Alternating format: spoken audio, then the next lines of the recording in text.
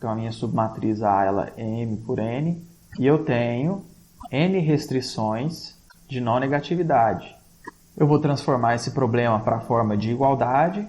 Então eu vou adicionar aqui M variáveis artificiais. Quando o meu problema for escrito em termos das variáveis básicas, e eu ficar com xb igual a b-1, b menos b-1, n, xn, eu tenho aqui M restrições linearmente independentes. Tem a submatriz identidade aqui. E quando eu forçar meu xn em zero, eu tenho aqui mais n restrições linearmente independentes. Portanto, ao todo, eu tenho m mais n restrições linearmente independentes, o que resulta em um ponto extremo. Resulta em uma face de dimensão zero. Certo? A dimensão dessa face, a dimensão da face obtida quando todas essas restrições são satisfeitas, né, é n menos, é n mais m, que é a dimensão do meu problema atual, menos o número de restrições Li satisfeitas pelos pontos da face, m mais m, igual a zero. Então toda solução básica é um ponto extremo. Por outro lado, eu sei que todo ponto extremo, ele necessariamente satisfaz n mais m restrições linearmente independentes. Dessas, M correspondem ao meu sistema expandido AX, mais aqui as minhas variáveis artificiais, igual a B. Então aqui eu gastei M dessas restrições. E das minhas, que eu tenho as restrições de não negatividade para as artificiais também. Então eu tenho aqui mais M. E das minhas N mais M restrições de não negatividade, eu vou ter que satisfazer mais N delas, porque o meu ponto extremo satisfaz N mais M restrições. Então, o meu ponto extremo ele satisfaz N mais M restrições linearmente independentes, tem dimensão zero. M dessas restrições linearmente independentes vem desse sistema aqui. As outras N vêm das restrições de não negatividade.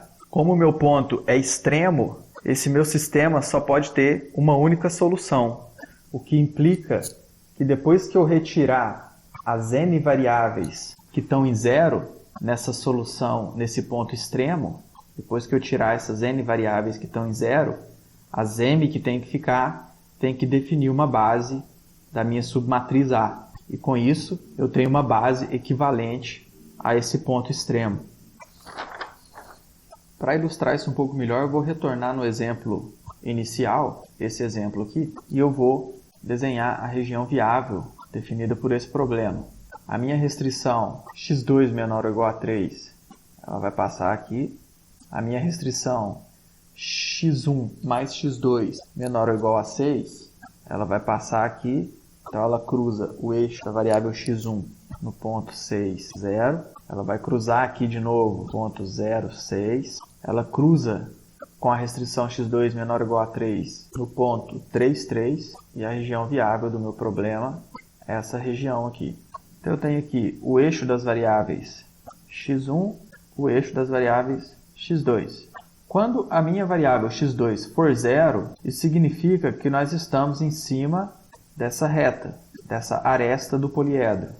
Quando a minha variável x1 for zero, significa que nós estamos em cima dessa outra aresta. Eu posso associar outras variáveis às outras restrições do problema. Então, quando a minha variável artificial correspondente a essa restrição aqui, que é a minha variável x4, for zero, quando x4 for zero nessa restrição, significa que a restrição está sendo satisfeita na igualdade, porque a variável x4 é uma variável de folga.